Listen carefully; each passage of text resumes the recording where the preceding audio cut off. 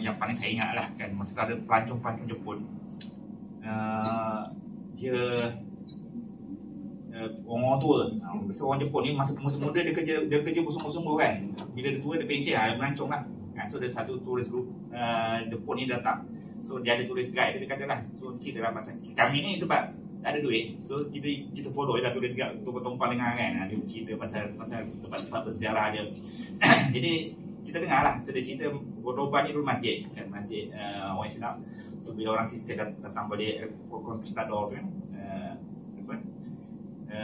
siapa nama Ferdinand semua tu lah kan, cerita kan. Saya rasa anda semua kita dah belajar sejarah ni kan. So dia take over, dia tukar jadi masjid. Dan saya ingat masa tu pun, yang ni saya ingat sampai sekarang, tulis guide tu kata, sebab ada orang Jepun ni tanya tau, so orang Islam ni tak nak ambil balik ke sebab ni sangat cantik kan, benda sangat cantik, orang Islam tak rasa sayang ke? Dan dia kata apa? Kata orang Islam takkan dapat bila-bila. Tengok keadaan sekarang ni, tengok dekat masa zaman tu lah kan, dan keadaan sekarang ni saya tak rasa orang Islam akan dapat benda ni balik. Macam tu lah, so itu memang sentap lah. Dan itu ada saya tulis dalam cerpen saya, dalam cerita menyalin Konstantinopel tu ada tentang hari itulah. dan itulah macam mana saya dapat inspirasi daripada mengembara tu kan. Jadi pengalaman lah. Next ni di London tu Westminster kan, Parliament dia. Next ini dekat Florence. Okay, next ini dekat Istanbul, Turki. Kalau nak mengembara, satu tempat yang saya sangat recommend antaranya adalah Istanbul lah. Sangat cantik, okay? Dan sangat dekat dengan kita lah sebab dia banyak seni Islam, sejarah Islam dan sebagainya kan. Okay, Spain pun cantik juga tapi dia mahal sikit lah. Dan dia jarak antara satu tempat dengan satu tempat tu dah agak. Istanbul 3 hari, anda pusing bandar Istanbul je, puas hati lah. Tapi kalau di Spain tu nak kena satu bandar ke satu bandar tu jauh sikit lah. Okay, next. Okay, so bila saya kata tadi, bila saya balik di Malaysia, cabaran menulis tu berbeza lah kan. Daripada student masuk balik Malaysia ni jadi doktor, kena on call macam ya, memang masa zaman saya tu masih lagi ada on call. Houseman ada on call, sekarang houseman ikut shift lah. So saya tak tahulah makin teruk ke makin baik kan. Tapi zaman saya on call yang paling teruk yang saya pernah rasa, pagi saya datang hari Ahad kerja, malam tu on call. Dia tak balik rumah ni. Pagi Ahad kerja sampai pukul 5, sambung on call sampai pagi esok. 7 pagi masuk kerja hari Isnin, kerja sampai petang. Lepas tu petang tu saya kena bawa pesakit pergi IJN. So saya on call lagi, dia passive call ada panggil. Passive call ni masih saya tak on call dekat awal tapi saya passive call. So, saya bawa pergi pesakit pergi IJN hari Isnin. So Selasa sampai kat IJN, bawa lah pesakit tu semua, saya kena accompany lah. So habis tu balik sini pula hari Rabu malam tu. So hari Rabu sampai ni, pagi sambung kerja balik, Rabu sambung kerja, on call balik. Malam tu sampai Khamis pagi barulah petang tu habis, pukul 5 petang. So daripada Ahad pagi sampai Khamis petang tu saya tak balik rumah pun. Kan? So bayangkanlah bau saya macam ni kan, kan? Kita mandi kerbau je lah kan, mandi sekadar nak selesa je lah kan. Okay. So itulah pengalaman doktor Osman kerja masa tu lah. Okay, next. Dan apabila saya balik di Malaysia kan, saya kata tadi saya cerita tentang beberapa karyawan luar negara kan. So ramai kawan-kawan kat Malaysia ni dia bising lah, kata saya ni tak pernah pergi overseas tapi saya nak join juga aktiviti KLN ni kan. Dan saya pun dah tak berada di sana. So saya pun dah kita pun dah macam lost contact lah dengan junior-junior ni. Dia buat aktiviti dia tapi bukan lagi di bawah payung GKLN lah. Saya tahu di Indonesia mereka ada persatuan mereka, IPAM. Di Jordan mereka ada kumpulan dia sendiri. Dia buat sendiri-sendiri lah. Sebab saya dah bukan luar negara kan. Jadi daripada situ kami pun tukar jenama baru. Saya tubuhkan penerbitan Caterpillar. Pernah dengar? Okay, penerbitan Caterpillar. So start daripada tahun 2000. Kita dah mula terbit mungkin dari 2013-2014. Tapi 2015 tu official lah kita daftar. So daripada JKLN saya tukar kepada penerbitan Caterpillar. So sebenarnya dia penjenamaan semula lah. Kita rebrand grup karyawan negara kepada Caterpillar supaya tak nampak lah, kalau tak orang takut ni untuk overseas je ke, yang boleh hantar karya, yang boleh terbit buku dan sebagainya. Dan kita fokus kita masa utamanya adalah buku-buku sastra. Sebab saya sendiri memang minat menulis sastra dan sebagainya. Dan sebab masa tu saya fikir juga kan, selama saya student tu saya tak betul pasal medik pun. So bila saya start kerja ni, barulah saya jumpa macam-macam benda yang saya rasa banyak yang saya kena kongsikan kan, tentang banyak isu sebenarnya kan, banyak isu. Dan saya ceritakan ada isu-isu yang pasal MC kan, biasalah saya lupa datang. Boleh datang-datang. Esok saya nak balik kampung, boleh tak saya nak MC nak MC esok, kan. So dia penyalahgunaan MC, contohnya isu-isu tentang banyaklah vaksin, banyak salah faham, dan macam-macam lah, kan. Jadi yang saya ingat sekali ada satu datang jumpa saya, kata batuk semua macam-macam lah, kan. Memang nampak sakit lah, kan? Tapi dia jangok lah. So ni satu tip, kalau jumpa doktor jangan jangok-jangok. Doktor rumah yang perempuan janganlah make-up. Sebab make-up tu nampak sihat lah. So doktor tak percaya lah sakit ni, kan. Lepas tu tengah-tengah dia nak MC 2 hari. Kelas saya baik, saya tengah tulis, baru nak tulis, nak buka MC, tiba-tiba suami dia buka pintu tau. Cepatlah, kenduri ni pukul 2 ni, kita nak pergi kenduri ni. Suami dia tahu, isteri dia tengok je muka dia, kan, macam santai lah, kan. Terus tak dia bagi MC, kan. Nak pergi kenduri rupanya. Jadi itulah, kan, antara isu-isu yang saya lupa sebab saya bekerja.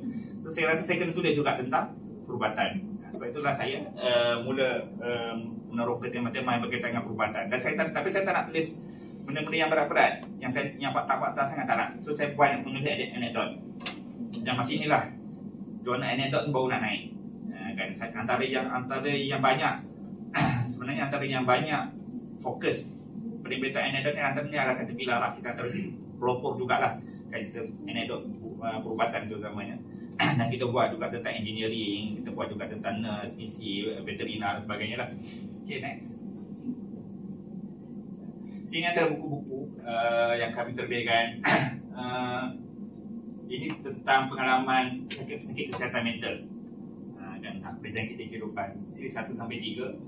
Ada seorang pelajar yang Nizam pernah tulis dalam buku aku Berjangkit Kehidupan. So dia pengalaman sebenar dia lah. Dia cerita macam mana ada sakit skizo, macam mana dia nampak watak-watak yang muncul dalam hidup dia tu bercakap dengan dia, kan. Ada watak baik, watak jahat tengah bergaduh. Macam dia lukis lah benda tu.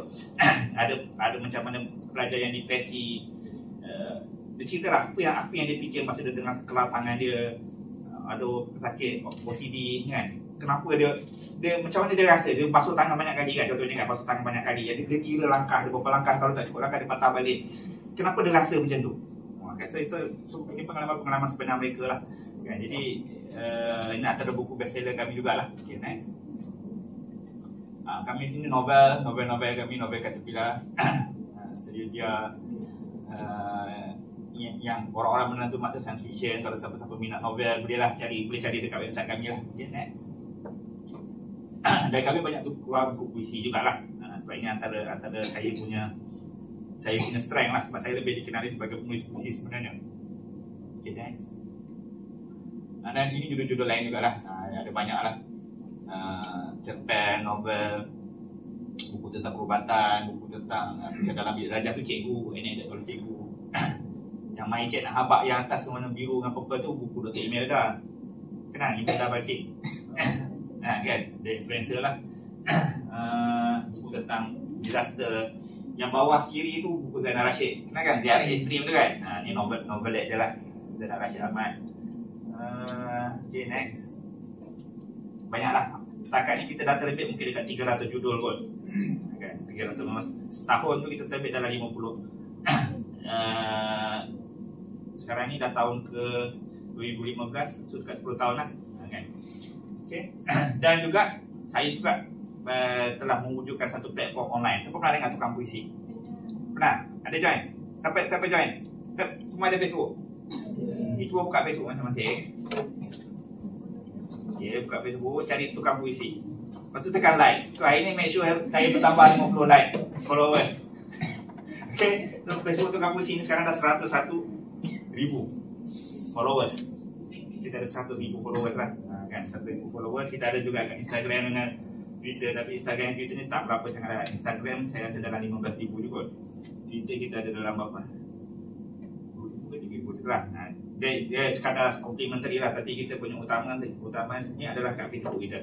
Sebab kita banyak share. Kita dia macam majalah online, tapi untuk siarkan puisi-puisi. So kalau adik-adik ada puisi-puisi nak hantar, kan, nak disiarkan, boleh lah. Cumanya mungkin kekurangan, jadi kita tak payah honorarium lah. So kalau adik-adik hantar ke majalah, kan, terutama majalah Dewan Bahasa atau Surat Khabar, biasa karya tak kena bayar. Yang paling mewah Dewan Bahasa lah. Satu puisi saya rasa 1,5. Cerpen 300 200 setengah macam tu lah. Dan saya pun nak dalam di lembaga ni saya pun tengah fight untuk naikkan benda tu lah. Jadi di sini semuanya di tukang puisi ni advantage dia kita ada ramai followers. So untuk exposure lah kan, untuk exposure untuk cipta nama, dan banyak nama-nama penyair baru sekarang ni yang ada nama banyaknya datang daripada tukang puisi. Dan kita siarkan sebab ada kita punya post tu sampai 25,000 like. Ada satu puisi tu paling tinggi lah kita pernah dapat 1,000, 2,000. Ada different pada puisi jugalah kan, kalau kena dengan suasana atau tema yang diperkatakan sekarang masih itulah. Okey, dah follow lah. Kita saya check tak ada lah. Okay, next. Okay, itu tentang saya lah, sedikit tentang latar belakang penulisan saya kan. So hari ini saya di penerbitan Caterpillar saya lebih sebagai owner lah, sebab saya pegawai kerajaan, so saya tak boleh jadi staff dalam, saya lebih pada owner, dan tukang puisi ni saya punya editor lah ataupun curator. Dan sekarang ni pun saya jadi ahli lembaga pengelola dewan kuasa, so saya banyak terlibat dengan ni lah, dewan kuasa jugalah. Okey, ada soalan setakat ni? Ada kan? Okey, sekarang saya nak tentang karya-karya saya lah kan. Okay, next. So saya banyak menulis antara genre yang saya adalah anekdot. Ini yang paling banyak sebenarnya. Kemudian puisi. Saya lebih dikenali di kalangan penulis, saya lebih dikenali sebagai penulis puisi sebab saya banyak menang anugerah dalam puisi. Saya banyak menang pertandingan dan sebagainya. Tahun ni saya dah menang, ada sastra selama 1,500. Satu puisi lah. Satu puisi 1,500. Siapa nak bagi? Kan? Saya pernah paling tinggi saya pernah dapat ada selama tahun berapa kan? Saya pernah hadiah utama 5,000. Ya, 5,000, 3,000. Tahun ni 5,000. Saya rasa tahun tu 3,500. 3,000 lah minimum, saya tak ingat dah masa tu berapa kan. Satu sajak kan. Siapa nak bagi kan? Kita kerja kalau kerja part time berapa bulan nak dapat kan. So jadi Japan, tapi dalam banyak-banyak hadiah sastra sebenarnya Japan yang saya paling banyak dapat sebab nilai dia tinggi. Saya pernah menang satu hadiah tu 10,000. Macam saya cerita kan, novel, cerita dan esei lah. Esei yang lain tu lebih kepada eceran. Eceran ni masa keluar dari surat khabar dan majalah lah. Okay, next. Dan ini buku pertama, antara buku yang paling awal penerbitan Caterpillar, Seri Cakap Ayah Seorang Doktor. Buku ni buku anekdot lah. Pengalaman yang saya cerita tadi kan. Pengalaman jumpa pesakit. Saya buat dalam bentuk cerita. Sini ada faham?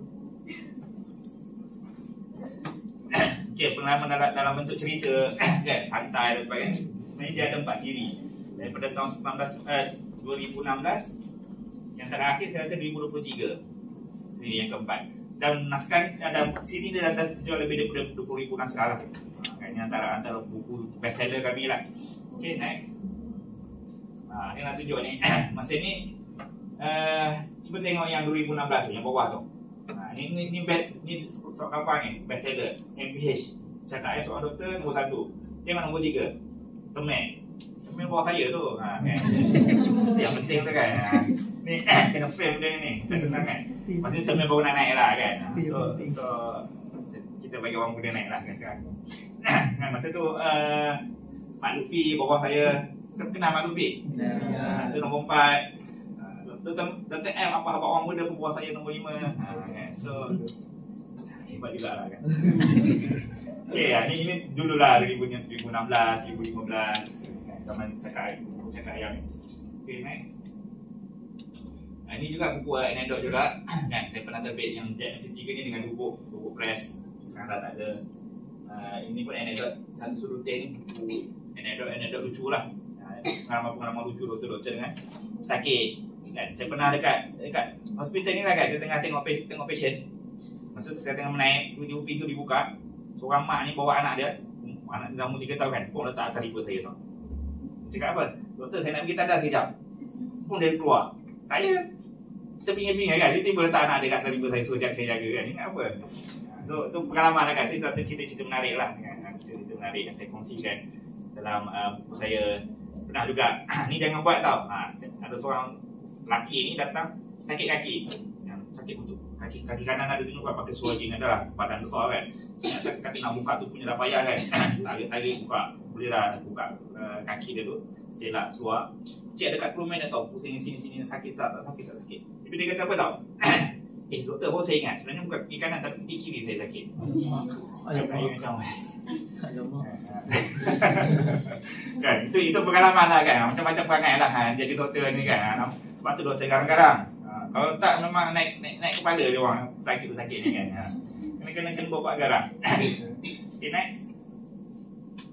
Ini antara ini buku anekdot solo saya yang cakap yang tu 5-6 orang doktor. Yang ni buku solo saya lah, saya seorang doktor tanpa buku putih yang ni. Kan?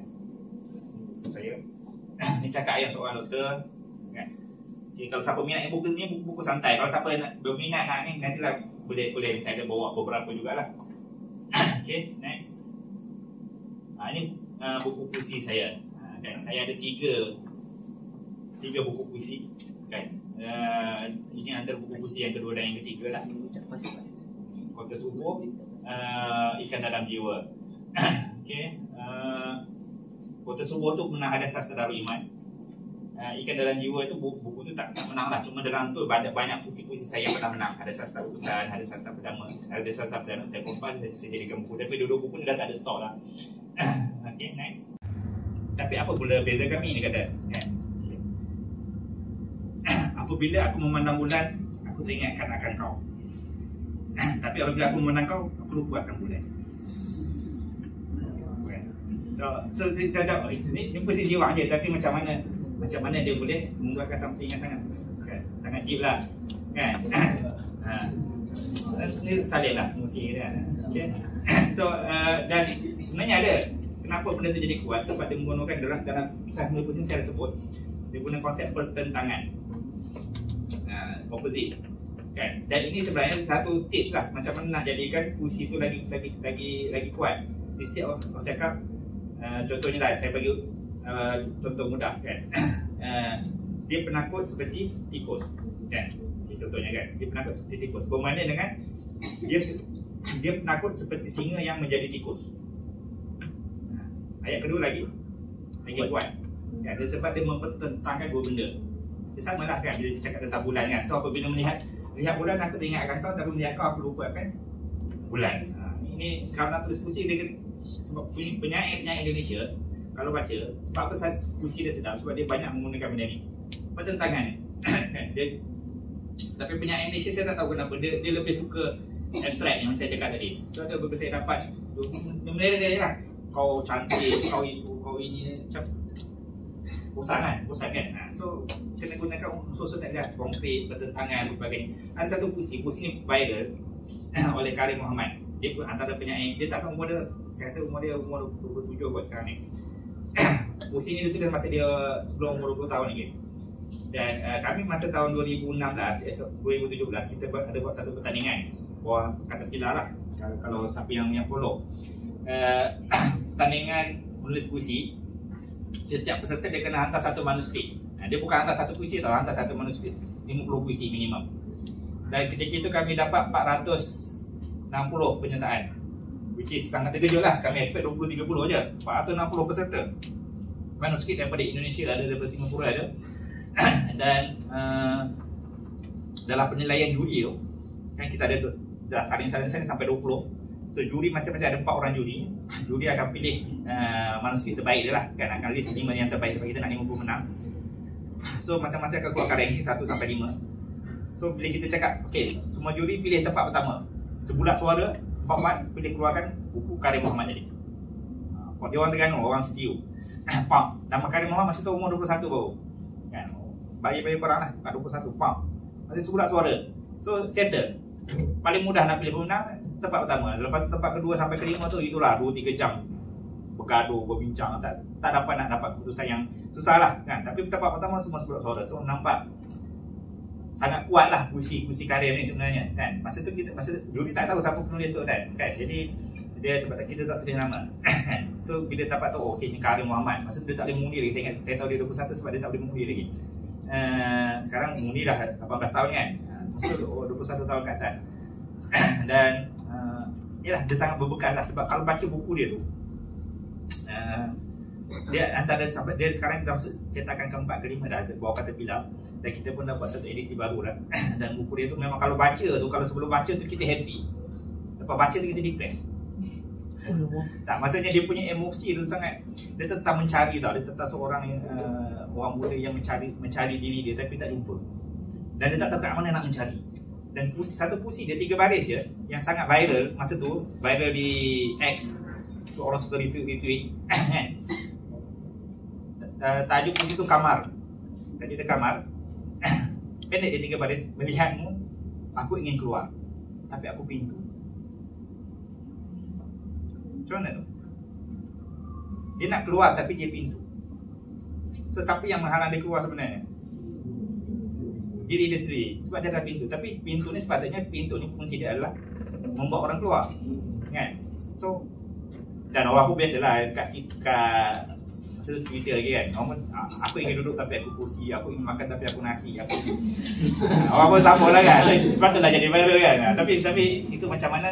Dan Karim Muhammad menggunakan, saya baca lah kenapa puisi ni sangat kuat kan, dia memperkatakan konflik dalaman. Macam mana kita cakap apa ni terperangkap dalamnya, panjang lah kita melihat-lihat kan. Tapi Karim dia bercakap tentang konflik diri dia apa, aku ingin keluar tapi aku pintu. Itu je, simple je, sangat kuat kan. So dia gunakan konsep pertentangan tadi lah. Dia pertentangkan diri dia dengan something yang memang yang sepatutnya bukan macam tu kan. So ini satu tips nak tulis puisi lah kan. Kalau lihat nanti banyak lah contoh-contoh. Kalau dalam bengkel biasanya saya akan tunjuk banyak contoh-contoh lain kan, macam mana penulis Indonesia menggunakan konsep pertentangan ni. Itulah. Okey, itu tentang sastra kan. Kemudian medik perubatan saya dah cerita dah tadi lah kan, sebab banyak benda yang saya nak kongsi yang saya rasa perlu. Dan lagi pun benda ni dekat pengalaman saya dan lebih cepat kan. Saya kalau tulis sastra memang leceh, setahun belum tentu siap kan. Tapi kalau anekdot perubatan ni ialah benda yang kita dah ada dan bahasa dia pun lebih mudah. So saya tak ada nak fikir nak buat plot twist ke apa ke, tak payah nak research.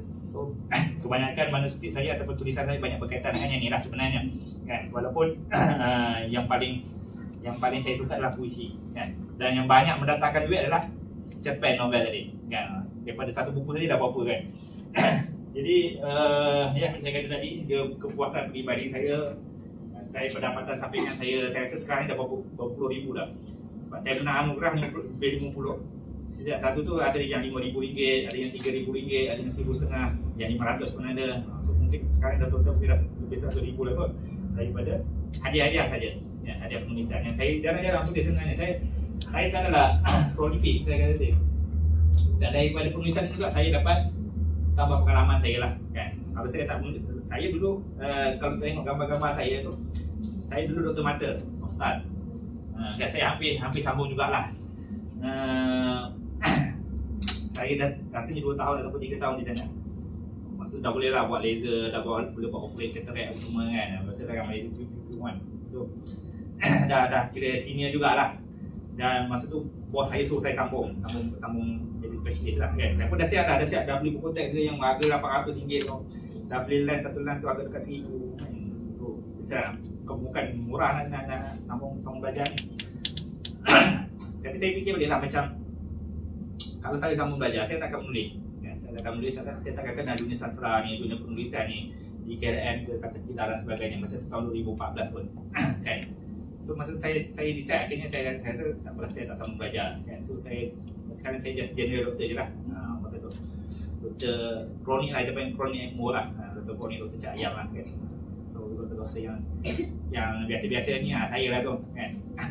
Tapi saya lepaskan itu. Tapi saya banyak kenal ramai orang yang nulis kawan-kawan, masuk persatuan, saya tak aktif persatuan sebenarnya, tapi saya kenal orang lah dalam tu kan. Dan orang pun kenal saya kenal ramai pembaca saya.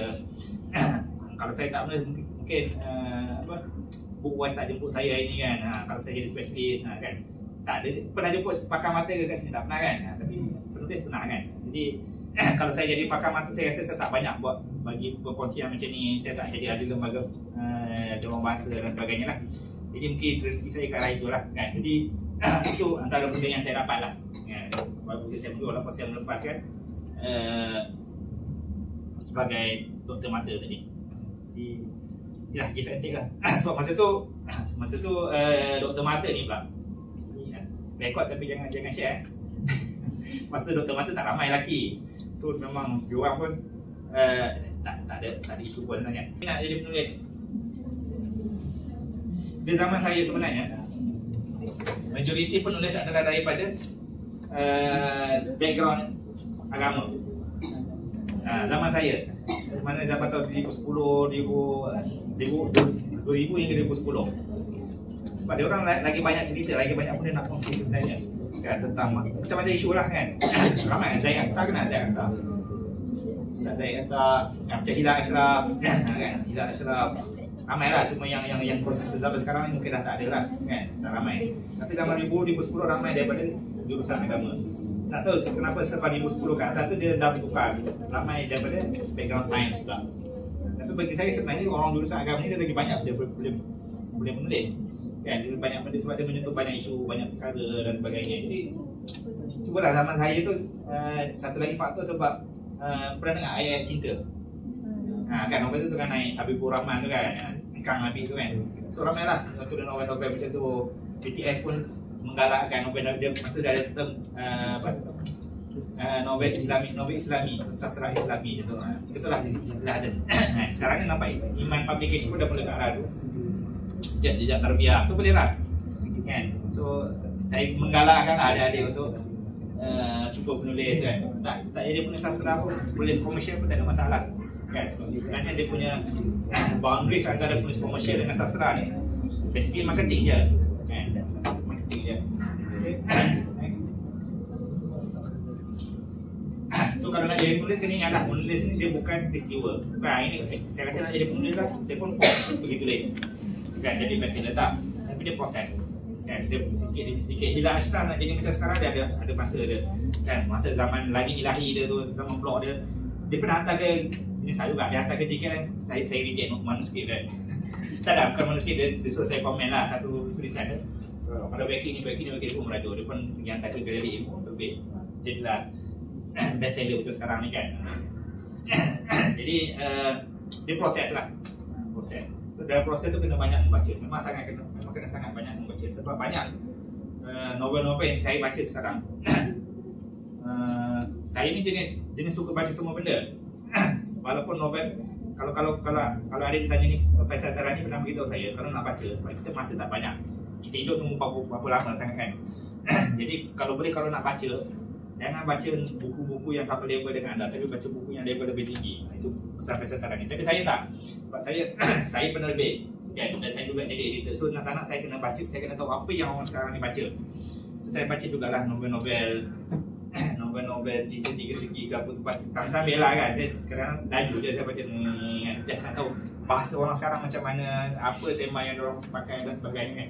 Dan saya daripada situ saya boleh detect sama ada penulis jenis yang suka membaca ke tak. Dan saya pun boleh tanya, dan banyak juga bila saya berbual kan, penulis biasa di pesta buku dan sebagainya, saya ramai kawan-kawan penulis tanya nak buku apa je baca sekarang ni, buku apa dia tak baca pun. Dan bila dia cakap tak baca tu, saya boleh link lah, karya dia macam ni, kita boleh nampak orang yang membaca dengan orang yang tak membaca ni, dia punya karya dia lain, bahasa dia lain, berbeza sangat kan. Dan mungkin karya dia mungkin bestseller, walaupun bestseller sekalipun, bestseller ni banyak faktor kan. Dia suka main TikTok pun dah macam orang jual pisang goreng cheese lah kan, main TikTok banyak dah laris lah kan. Walaupun kat sebelah dia tak ada juga pisang goreng cheese yang lagi sedap, tapi dia tak main TikTok, tak laris pun. Ini banyak faktor lah, itu salah satu lah kan. Nama dia, populariti dia, tema dia tu kan, cakap tentang isu semasa ke, yang kena dengan jiwa budak-budak sekarang ni ke, macam-macam lah kan. Tapi bila dia cakap tentang kualiti bersih itu mungkin tak berapa kan. Jadi itu marketing lah sebenarnya.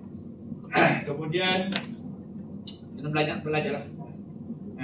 Pergi bengkel, buat bengkel kan. Saya sebut kan daripada sesi diskusi ni boleh buat bengkel penulisan. Kalau ada siapa-siapa, kita sampai bila nak membaca kan, asyik baca je kan, kena menulis pula kan. So kemudian menyertai lingkungan, ataupun ada rakan-rakan lah lingkungan macam ni lah kan, Bookwise kan, datang sesi-sesi macam ni. Walaupun ini sesi, walaupun ada yang fikir, biasalah saya tahu mesti ada baik aku duduk kat bilik ni, boleh tidur, study. Azan dah lepas kan?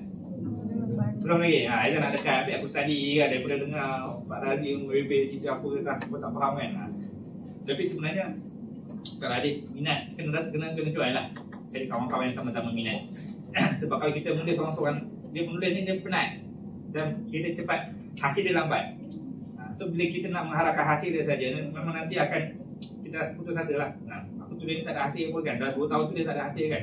Macam saya lah, saya cerpen pertama okey, Alhamdulillah kena RM1,000. Lepas tu 4 tahun nak dapat karya kedua tersiar. Kan itu pun lepas putus cinta kan. Nampak betapa besarnya pengorbanan saya kan. Ada bunyi menulis kan, kena putuskan cinta kan. Okay. Itu secara umum lah. Okay. So, jangan putus asa dan jangan cepat puas hati. Okay. Itu saja saya rasa daripada saya. Tak ada lagi kata dah kan. Okay, itu saja. Maaflah slide saya ni sepoi ya, saya buat laras juga. Ada soalan ke? Tapi awal juga lah kan. Ada soalan?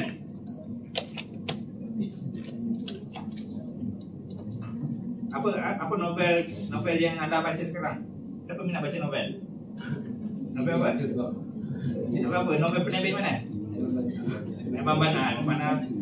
Dia bukan novel sangat kan?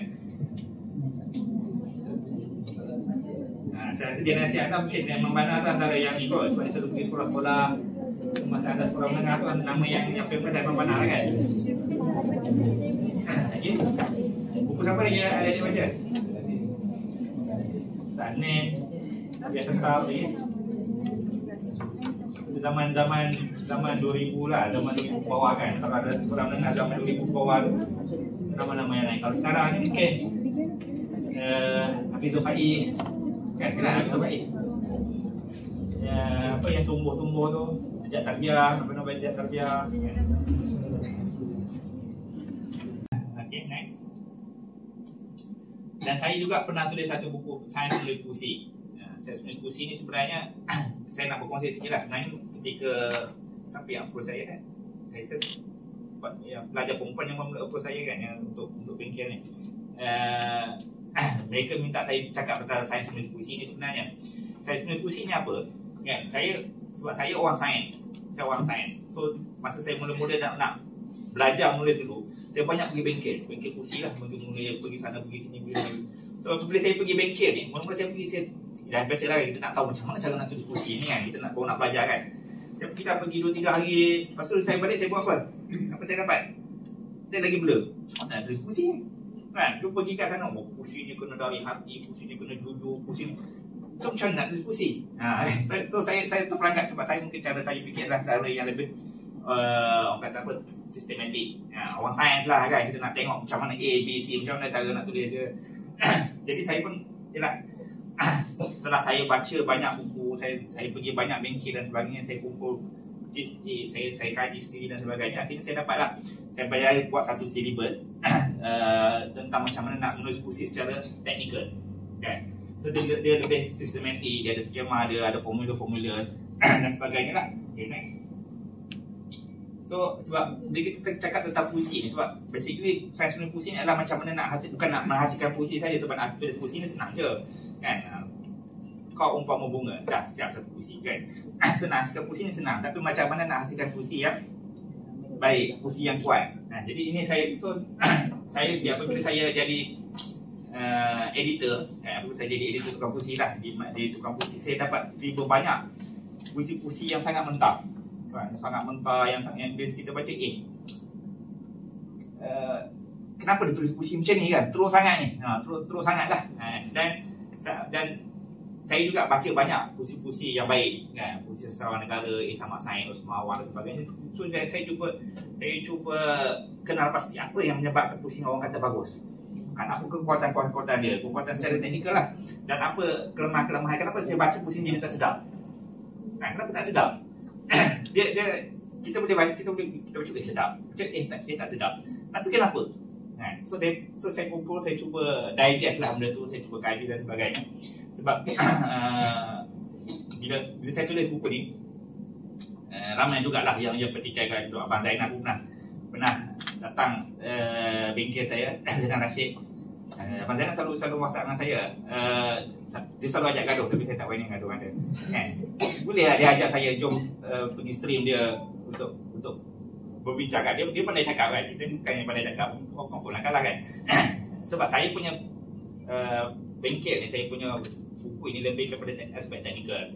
So apabila kita cakap tentang karya sastra, dia ada dua elemen penting. Satunya aspek fizikal tadi kan, teknik penulisan, bahasa, pemilihan kata-kata dan sebagainya. Yang keduanya adalah tentang pemikiran dia, makna dia kan. Kita cakap basically estetika bentuk dan estetika makna kan. So dalam puisi itu dia punya Osman Awang dan sebagainya bukan sahaja bahasa dia sedap, tapi pemikiran dia ada kan. Apa yang dia nak bawakan tu sangat ni lah, sangat matang, sangat kritikal dan penting dan sebagainya lah.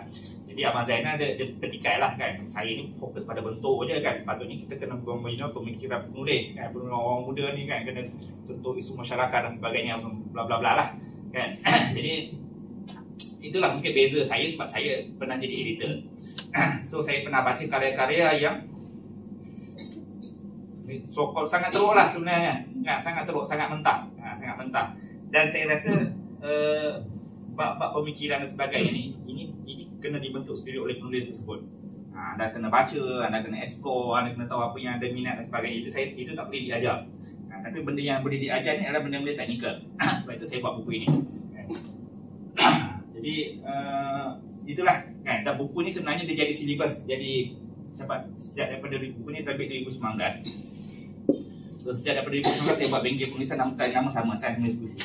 Yang tahun lepas di Uniza pun saya buat Sains Menulis Puisi juga. Kan? So basically ini dia punya macam handout dia lah, buku teks dia. Dan sampai sekarang saya sudah dekat 50 siri Sains Menulis Puisi yang saya buat di Singapura, di Sabah Sarawak kan. Satu Malaysia saya tour lah kan. Di Terengganu beberapa kali saya pernah buat, 3-4 kali juga lah, banyak di KL lah, di Johor dan sebagainya. Jadi kalau Bookwise nak, kalau berminat lah kan, boleh je kita buat aturkan satu sesi, kita buat bengkel macam mana nak tulis puisi kan. Sebab nak tulis puisi ni jelah, kita kalau anda tak pernah baca puisi kan, orang buat deep, ayat deep sikit, wah kan. Tapi kita tak tahu kenapa dia sedap kan. Dia macam saya ingat lah ketika saya mula menulis di sekolah dulu kan, saya 3 4 mula menulis. Saya buatlah satu cerpen, saya bagi ke kawan saya baca tu. Kawan saya dia tak minat apa, tapi dia kawan kan. So saya bagi dia baca, dia cakap apa tau, wah, aku baca cerpen kau ni power lah, aku baca tu memang respect lah, aku bahasa sedap lah, tapi aku tak faham lah apa kau tulis. Kan? So dia basically apa-apa yang nampak berbunga sikit, oh sedap kan. Itu pandangan kita kan. Tapi apa sebenarnya yang menyebabkan karya itu sedap kan, apa poin-poin dia kan. Okay. Contohnya lah saya bagi satu contoh. Kita dah masa dah berapa buat sekarang pun jam sampai 11.30 ya, 10 minit lagi. 12.30 ni 11.30. Oh 12.30, banyak masa lagi lah. So boleh lah saya melalut sikit. Okay, cakap apa tadi ya? Contohnya kan, macam mana kita nak teknikal lah. Ni saya banyak bagi tips lah, tips penulisan. Contohnya kan, apabila kita nak tulis dalam puisi, kita nak menggambar seorang lelaki. So kita akan tulis lelaki tua itu ataupun petani tua itu wajahnya sangat tua dan muram. Lihat lelaki tua itu wajahnya tua dan muram kan, kepenatan kan. Itu ayat yang biasa kita tulis. So penulis biasa dia akan buat macam tu. Tapi macam mana kita nak twist sikit je, nak jadikan benda tu sangat wow, sikit je. So antara tips yang saya bagi adalah dia satu konsep kita panggil konkret. Konkret tahu benda yang keras, benda yang ni lah. So dia punya formula dia, kata adjektif, kata sifat, tahu kan? Besar, cantik, tua, muda, sakit. Itu semua benda-benda abstrak kan. Kata nama kan, orang, meja, buku, kursi, itu konkret. Itu formula dia. Dan kata kerja kan, berlari, itu adalah mix. Dia konkret campur dramatik. Dia ada action, dia ada aksi. So dalam puisi, sebab puisi ni sebenarnya puisi ni abstrak, puisi ni benda yang subjektif kan, puisi ni kata-kata. Tapi kenapa kita tulis puisi? Sebab kita ada satu pengalaman, kita ada satu isu, kita ada satu idea, kita ada satu pemikiran yang kita nak bagi ke orang. So untuk kita bagi ke orang, kita kena konkretkan benda tu supaya orang dapat nampak. Kan, contohnya macam orang menang lumba lari kan. So wartawan macam mana dia nak bagi orang kat Malaysia tahu okey Malaysia menang, nak bagi orang Malaysia nampak yang kegembiraan tersebut, kemenangan tersebut, dia kena buat apa? Kena gambar apa? So dia jadi konkret, keras. So kita yang di Malaysia tengok oh okey menang lumba lari, pingat emas dan sebagainya lah. Kan, so puisi konsep tu sama. So macam mana kita nak jadikan puisi tu lagi berkesan? Kita kena konkretkan benda tu. Macam mana nak konkretkan, kita kena kurangkan kata-kata aja, menggunakan kata-kata adjektif kan. So petani tua, lelaki tua itu mungkin saya boleh tunjuk slide sikit.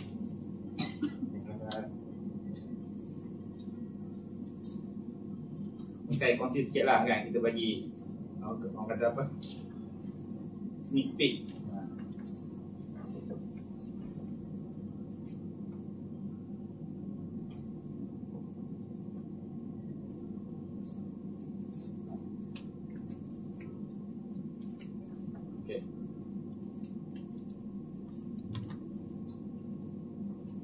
Ini yang saya kata tentang konkret tadi kan. Okay, nah ini kita punya formula kita. Kata sifat abstrak, kata kerja ni dia abstrak tapi dia juga ada konkret. Kan, untuk benda tu bergerak kita kena nampak kan. Dan dia juga dramatik. Kemudian kata nama ni konkret. So apa yang dimasukkan dengan abstrak ni? Kan kita biasa tulis ayat diriku berasa amat kesepian. Bunyi macam putih kan. Kalau kat Twitter ke kat thread ke, kita pun tengah healing, diriku berasa kesepian, kelihatan sedih dan berduka lara, alam amat sakit dan kecewa, kau gembira bukan kepala, aku terlalu menderita. Kita rasa benda ni macam puisi, tapi sebenarnya untuk orang yang biasa baca karya puisi, benda ni meh kan, kita panggil biasalah kan. So macam mana kita nak kuatkan? Untuk saya bagi satu contoh, kita tengok pakcik ni. So, wajah petani itu kelihatan tua, murung dan kerusuhan.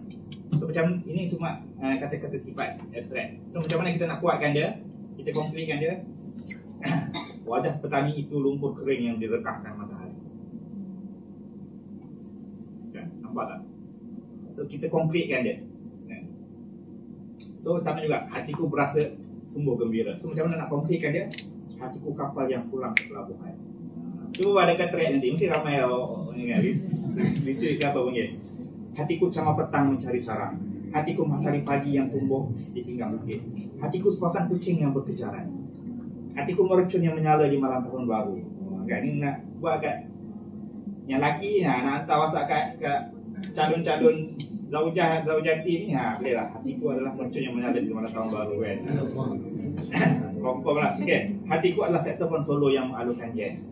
Hatiku anak kecil yang menyanyi Baby Shark dulu kan. Terpulang lah kan. Basically ini contoh. Contoh apa yang saya dapat konkludkan macam mana kita nak hasilkan karya yang yalah, ini dari aspek luaran lah, aspek bahasa dia kan. Of course lah, karya sastra ni dia ada pemikiran dia juga. Itu penting juga kan. Tapi kita sentuh bab ni je kan. Okay. Ini banyaklah contoh-contoh lain kan. Okay. So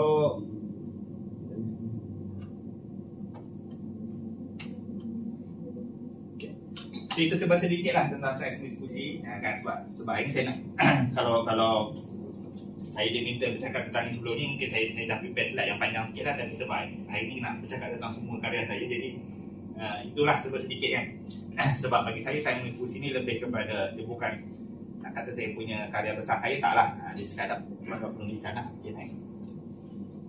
Okay, kemudian kalau nak kata karya saya yang betul-betul kata meletup jugalah, adalah pasal siapa pernah baca? Pernah beli? Tak baca lagi? Pernah baca? Kan? So pasal sejarah. Pasal sejarah ni sebenarnya saya cerita sejarah dia sikit lah kan? Yang sebelah kanan tu adalah cover terbitan Institut Terjemahan Buku ITBM. Yang belah kiri tu adalah terbitan Caterpillar, saya terbit balik. Okay, next. Okay, so pasal sejarah ni sebenarnya saya masuk satu pertandingan pada tahun 2015. Pertandingan saya baru ni atau dengan abah tu kan, Menteri Yassin kan, bagi masa ni dia jadi Menteri Pendidikan rasanya. Menang tempat pertama RM10,000. Itu hadiah menang, bukan royalty. So buku ni dijual dengan harga RM34. Dia cetak sebanyak 3,000 dan buku tu dan ITBM ni dia bayar habis. Dia cetak 3,000, dia bayar langsung royalty 3,000. So royalty 10%. So satu buku RM34, maksudnya RM3.40. Darat 3,000 naskah, RM3.40 dah RM3 lah contohnya. RM3 dah 3,000 naskah jadi RM9,000. So campur dengan RM10,000 jadi RM19,000. So daripada buku ni saja saya dapat RM19,000. Kan senang buat duit. Tapi ada susah.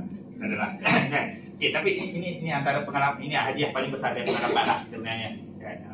RM10,000 dan campur dengan royalty lagi, dan ini terbitan ATBM kan. Kemudian kami terbit di Caterpillar, kami cetak lagi 2,000 macam tu. So sekarang dah tinggal beberapa, saya rasa dalam 200-300 lagi yang tinggal. So royalty daripada situ lagi kan. Jadi berterusan lah. Okay. So pasal cara ni tentang apa sebenarnya, dan kenapa karya ni sangat banyak berkatakan orang lah ketika tu lah tahun 2015 tu. Kamu semua masih lagi tingkatan apa, tak baca buku pun lagi kan. Duduk main-main apa, Legend Now kan. Masa tu sibuk. IPS ada lagi? Ada kan. Sibuk belajar lah kot. Okay, next. Ni sajalah nak menunjuk kan. Okay, next. Ni keluar dalam surat khabar, keluar dalam majalah Dewan Sastra. Next. Ni keluar majalah Harakah ni. Saya ingat masa ni dari satu sesi diskusi, so dia tanya lah, masa tu Najib, Perdana Menteri PM kan. So apa pasal cara ni sebenarnya menyindir Perdana Menteri ke? Saya cakap tak, dia ni kena baca lah kan, itu terpulang masing-masing kan. Terus keluar macam tu berjalan sendiri lagi. Padahal saya tak cakap pun kan, saja sebetul tak ada soal kan. Biasalah reporter kan, biasa buat clickbait macam tu kan. Jadi pasal sejarah ni, okay, next. Okay, sebenarnya dia menang tahun 2015, tapi saya mula tulis pada tahun 2007 masa saya student. Dan pasal sejarah ni kalau ada di perasan, dia menang sebagai kumpulan cerpen, bukan novel tau. Tapi bila saya terbit balik, saya terbit sebagai novel. Sebab apa? Sebab setiap chapter dalam tu, dia ada 13 chapter. Dia boleh berdiri sendiri. Maksudnya kalau ada kan, ada novel tu kan, so balik nanti katakan saya nak baca nombor 10 lah, ni My Lucky Number contohnya kan. Okay, nak baca nombor 10, dapat satu cerita, dan cerita tu dah complete lah. Lepas tu nak baca nombor 4, dah dapat satu cerita lain. Baca nombor 12, dapat satu cerita lain. Tapi kalau baca daripada awal sampai akhir, dapat the whole story. Sebab dia cerita tu dia susun ikut kronologi masa. Kan? So itu teknik dia panggil anti-plot lah. Sebenarnya setiap cerpen dia, setiap bab tu dia boleh berdiri sendiri.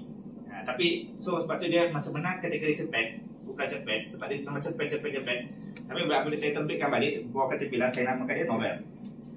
Sebab saya nak orang baca macam tu lah kan, orang baca daripada awal sampai akhir supaya dapat satu cerita yang lain. Tapi orang jangan terkejut lah, kenapa watak A, watak bab 1, bab 2, bab 3 semua berbeza.